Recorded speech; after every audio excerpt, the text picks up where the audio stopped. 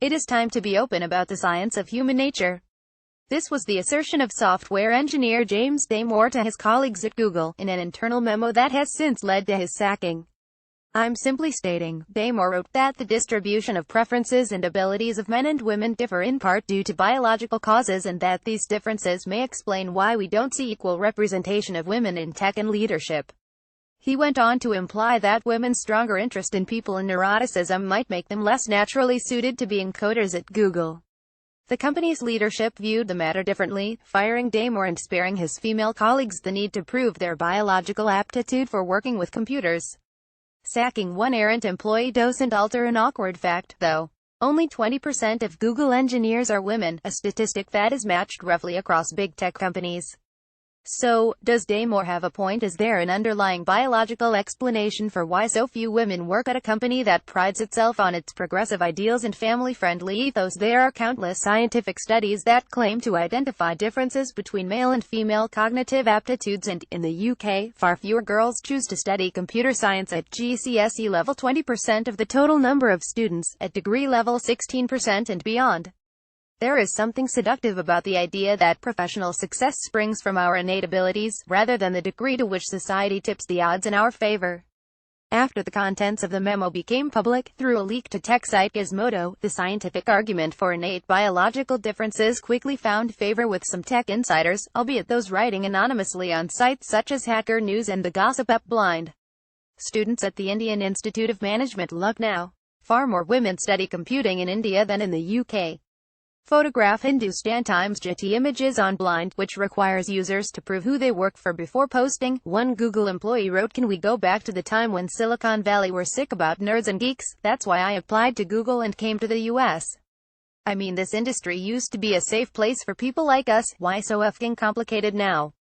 I used to dislike conservatives until I started working in tech," wrote another. "Now I sympathize with them due to the hostility and groupthink, as well as the fact that they are the only ones standing up for classical liberal values." While the biological hypothesis seems to appeal to some tech workers, the notion that Silicon Valley's gender gap can be explained away by such factors is questionable.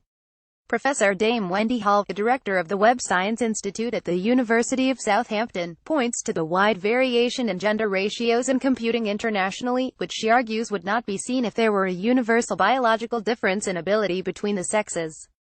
While only 16% of computer science undergraduates in the UK, and a similar proportion in the US, are female, the balance is different in India, Malaysia and Nigeria. "I walk into a classroom in India and it's more than 50% girls, the same in Malaysia," says Hull. "They are so passionate about coding, lots of women love coding. There just aren't these gender differences there." In fact, in the West, female participation in computer science has plunged since the mid-80s, while female participation in medicine and other scientific fields has increased steadily over the past decade. Even with a number of initiatives being set up to boost girls' participation in coding and computer science, the proportion of female computer science undergraduates has continued to fall. 10 years ago, the proportion was 19% of the UK total. Hall believes that the gender gap and the male computer geek stereotype can be dated back to the advent of the home computer in the early 80s, when the machines were marketed heavily as gaming systems for men. She suspects this might be more culpable for women's low participation than men having evolved a mindset better suited to writing lines of code. "Women were turned off computing in the 80s, she says. "Computers were sold as toys for the boys. Somehow that cultural stigma has stuck in the West in a way that we can't get rid of, and it's just getting worse. The skills gap is going to get huge." Jane Margolis, a psychologist at the University of California, Los Angeles, agrees. Margolis interviewed hundreds of computer science students in the 90s at Carnegie Mellon University, which had one of the top programs in the country at the time.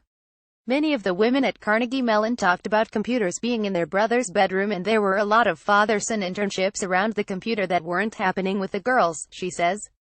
There was a cultural assumption that the norms of being in computer science were that you would do it. 247, were obsessed with it, wanted nothing in your life but computers, and that was very much associated with male adolescence, she added. It was very much based around a male norm. Females were made to think that, if they didn't dream in code and if it wasn't their full obsession, they didn't belong or were not capable of being in the field.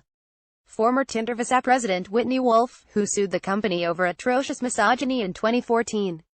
Photograph Jeff Wilson for The Observer. Professor Gina Rippon, a neuroscientist at Aston University in Birmingham, has studied extensively cognitive differences between men and women.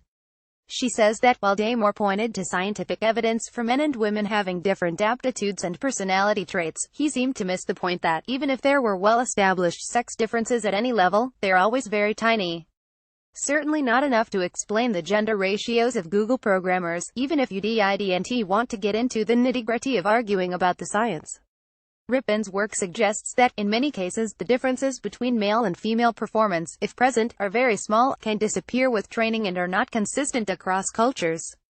In one study, Rippon found that British men performed significantly better on a spatial rotation task than women. However, when the experiment was repeated with Chinese participants, there was no difference between the male and female participants. Other similar studies have found that gender differences in spatial rotation tasks disappeared when the researchers controlled for video game experience. Rippon points to another study, which showed that differences in personality traits between men and women varied wildly across countries, depending on the status of women in that society. So, Damore's suggestion that women are more prone to anxiety does not imply that this difference is a function of hormones or hardwiring of the brain.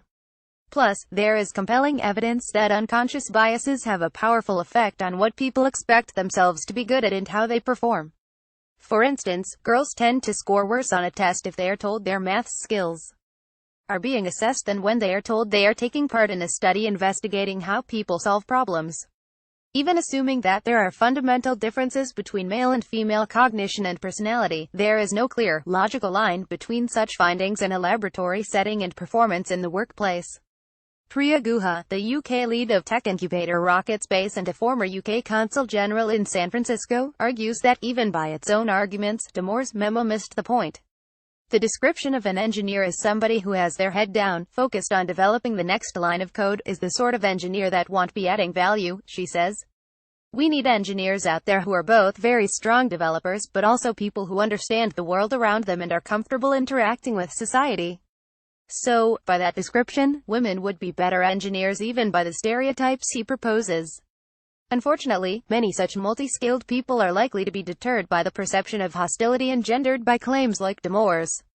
We have a historical challenge to encourage girls, let alone women, into careers such as engineering, which then creates an imbalance in the people who enter tech industries overall, says Guha. Tech has a particular problem in this area. Wherever there are instances of people creating a hostile environment, companies need to stamp that out quickly. His dismissal sends a really powerful message. The environment in these companies needs to be thought about to ensure that it improves day by day. But Eileen Burbage, a partner at venture capital firm Passion Capital, argues that tech does not have a significantly worse gender gap than other high-pressure industries such as finance or the media. I think it comes down to cultural norms and female representation in general, Burbage says.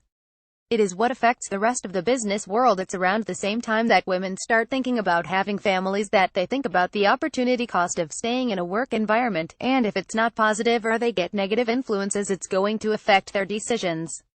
She argues that, in many ways, tech is better placed than most large industries to tackle its gender gaps.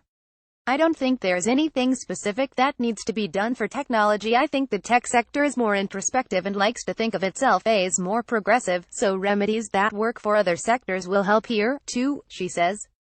In STEM science, technology, engineering and mathematics in particular, we're seeing the tech industry trying to be more proactive about outreach. The industry is trying to have this discussion a lot. Companies don't always follow what they say, but they say it, at least. Computing is too important to be left to men, the late computer scientist Karen Spark-Jones. Photograph Cambridge University. Peter Daly, an associate in the employment team at the law firm Bindmans, agrees with Burbage.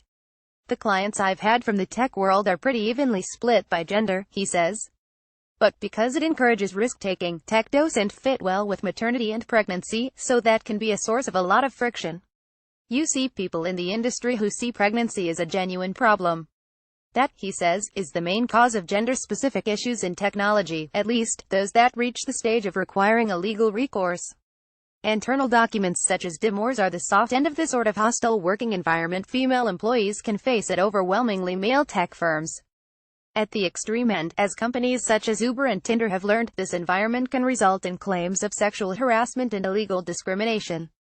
At Uber, where 85% of technical employees are male, one engineer, Susan Fowler, wrote a teleblog post that revealed a workplace where managers proposition female employees for sex and human resources does little to stop the issue. Tinder faced a similar scandal when former VP Whitney Wolfe sued the company over atrocious misogyny in 2014, entering into evidence abusive texts allegedly sent by Tinder's chairman, Sean Rad. Beyond the egregious cases, the wider culture of even the most diverse Silicon Valley firms can still end up being off-putting to would-be employees. The campus-style culture, which encourages workers to be on-site from dawn till dusk, renders it hard for any primary caregiver to be part of the team, while in some companies an antipathy for part-time work or on-site creches can also limit flexibility. Addressing the gender gap isn't only an issue of perception.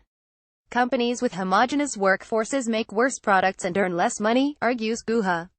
We know large numbers of women are struggling to get funding. A female founder is 86% less likely to be funded than a man, she says. That's crazy when we know the return on investment is higher. It is about 34% higher for companies with a gender-diverse leadership. It's not about corporate social responsibility. A diverse range of thinking will bring better value for the company.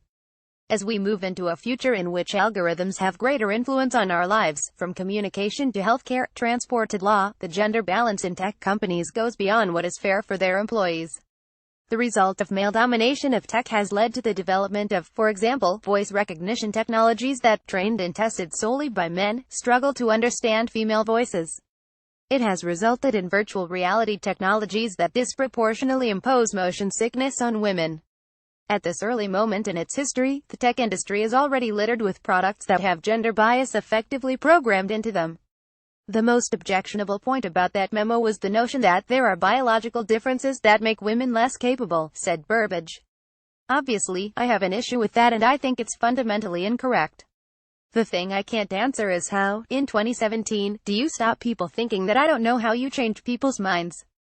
As we go into the world of AI, when people are designing algorithms that help us live our lives, it will be very bad if that's all done by men, says Hull. Social care, looking after kids, so many aspects of our lives.